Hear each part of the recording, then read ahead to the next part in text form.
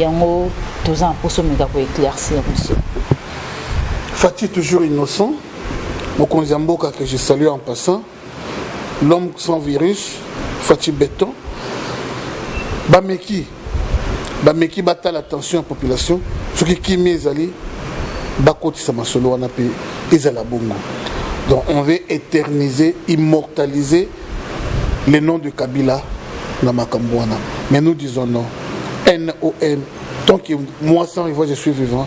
En tout cas, autant mieux, beaucoup en la prison, pour le connaître seulement. Au degré à trouble dans le sala. Les gens ont oublié que le plus grand criminel, le plus grand assassin du Congo, ou soit au Congo parce qu'il n'est même pas congolais, c'est Hippolyte Kanambe et Joseph Kabila. Les gens ont dit Kanambe na mboko azati. Depuis l'histoire ya Congo et Banda, Nakasavubu, Mobutu, Mosé, Tili Lotoana Fati. Non, en tout cas, on ne garde aucun bon souvenir de cet homme. On ne veut pas le voir, ni n'habiller, ni même effigie, ni na balabala. Donc, c'est un peu ça. Nous sommes Congolais, nous sommes naïfs. Tant qu'on a pas ça peut perdre, le Kabila. Nous sommes dans la diaspora. Dans la diaspora, au lati polo, il y a Kabila. Mais Luki Liwana aussi. Luki Liwana yo. Il y a un combattant d'Afrique du Sud. Il y a Cape Town, Diobu partout. Baya Kotoyo. Totumba effigie à Kabila. Tobinga na Kabila na mboka oyo. Janvier, mois ya souka. Na moni pression. La présidence ainsi que le gouvernement va céder la pression. Il y a Batou. Il y a Batou Baboyi, comme on a Mbongo Ebima. Et puis, deuxième chose, à faire, il y a 6 millions de dollars. Gaspillage inutile pour une année anniversaire, il y a alternance. Pour rester l'équipe trop, 6 millions ça m'a sauté. Et on a ça m'a sauté. Mais de la manière que pression l'équipe mingi 6 millions ça m'a sauté, de la même manière que pression les Kamingi pour que Kabila aille à la CPI. Pour que coalition on est koufa. Pour que FCC balong on a gouvernement, FCC ba samba ba crime ba sala. Ce commune apprend la population ça va des pression. À ça, la pression, la population tombe qui dit qu'on a un billet, il y a 10 000 à 5 000, il y a comment il y a Fati, il y a Rwanda criminel. Mais pour la même population, quand on a la population qui a monté, comment on a Kabila, comment on est la carte de Mboko, comment on a ministre FCC, le gouverneur FCC, le sénateur FCC, le bourgmestre FCC, la population pour les conciliations. Le Rwanda a pu se pouvoir et pas fatigué. Nous avons souffert. Il y a un discours, a changé de discours. Il y a une indépendance, tous les gens ont pris du sang. Il y a une volonté, il y a Léopold d'été. Il y a coupé sa mission d'indépendance. Tous les gens ont un coup de fouet, matin, midi, soir. On subissait ça. C'est ce que Lumumba, le discours qui a failli. Oh, vous mettez Bomissa Lumumba. Mais c'est de la même façon. Alternance, même pas 0,1% de volonté assassin. Non. Il y a les gars qui ont postulé le 3e mandat. Kabila tous les miotés. Bibisa doit faire Bibisa Kati. Pour rester l'équipe américaine, il y a un bateau de Bango Pimbenyao. Nagabon. Pour ceux qui ont dit pour rester l'équipe, il y a cédé la pression. Kabila a la volonté de pouvoir. Pression, on a pu américain, on a mis les restes et tout ça. Et où tu peux c'est même blanc. Oh, bah, tu Kabila a pouvoir. On va checker le pouvoir. Mais Babalou qui est pour demander si la haine pourquoi. C'est pour la mission de combattant. Tout à tolo. Combattant en Afrique du Sud, combattant en France, en Belgique, Italie, États-Unis, partout. Nous sommes mis debout. Tout qui continue mal à l'aise. Dans le congrès, dans le pays, comme ça, dans le tapage, on est là, l'été. Tout le monde est là-bas. Tout le monde est la police d'Afrique du Sud. Tout ça, nous sommes comme ça. Pour que Bayo Kabiso. Non, c'est ainsi que Mindele, Babi trop, c'est trop, bah cédé. Bah yépé ya Kinshasa, bah bunda, bah tu vas koufa, bah roxiti, bah koufa. Bah tu vas koufa belé.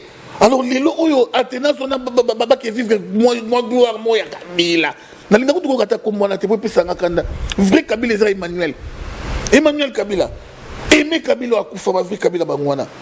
Ce qui est le c'est que Kabila, des gars, Kanda Kozanango, surtout d'un peuple congolais, n'est pas bien Rwanda Kabila. N'a évité. Merci Jenny. Merci. Toza ko se retrouver te, ils ont l'écolo ya FCC d'une part et Kamere d'une autre part. Tu y évité ma corps ni ma signa. Tu y évité qu'est-ce qui s'est passé dans les coulisses. Peut-être que FCC et signala Mutuna Bango Kamere bouton ba combattant nyonso oyo ba bundisa Kabila ba fina bango bouton tangela nga combattant moko oyo vraiment combattant tongo au matin midi soir na balabala lelo libeba nani yango se retrouver combattant nini son rival Henri Moké Jean Kabouya nani combattant nini oyo vraiment se retrouver lelo soit ministre soit conseiller nani Moutouté. Alors, allez-y comprendre. Mais par contre, on voit des gens, peut-être, Burundi, c'est Abisso, Kanga Abisso, maltraité Abisso, Finga Fachi, Finga Papa Tshisekedi. Mais ça, allez, se retrouver. Le coup de mon amour sur INC s'est levé. Kanda Makasi, je demande à Mbatan sur UDPS, force du progrès, et surtout, maman. Moi, sur la présidence. Moi, sur la Finga Fachi, même la veille, il y a 100 jours. Ceux qui derrière, ceux qui n'ont pas comment on a bien. Les lots, ils récupérer, pas la caméra, bon conseil de la présidence. Mais allez-y comprendre.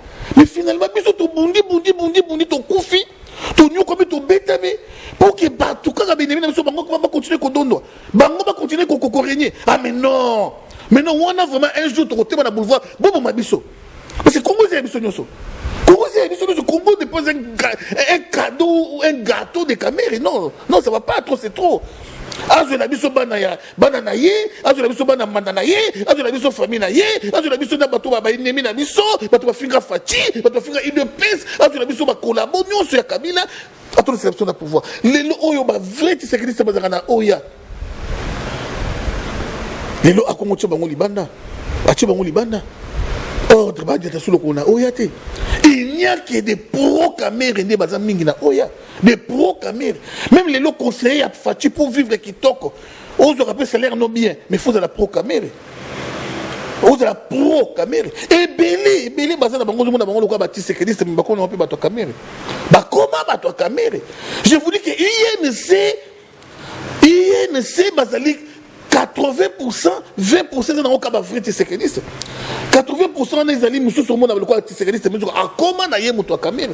Mais tout ça c'est comme si les chiens à bois la caravane passe. On a parlé de 15 millions mais l'homme continue à vivre. On a parlé de tel mais il continue, il s'en fout de nous.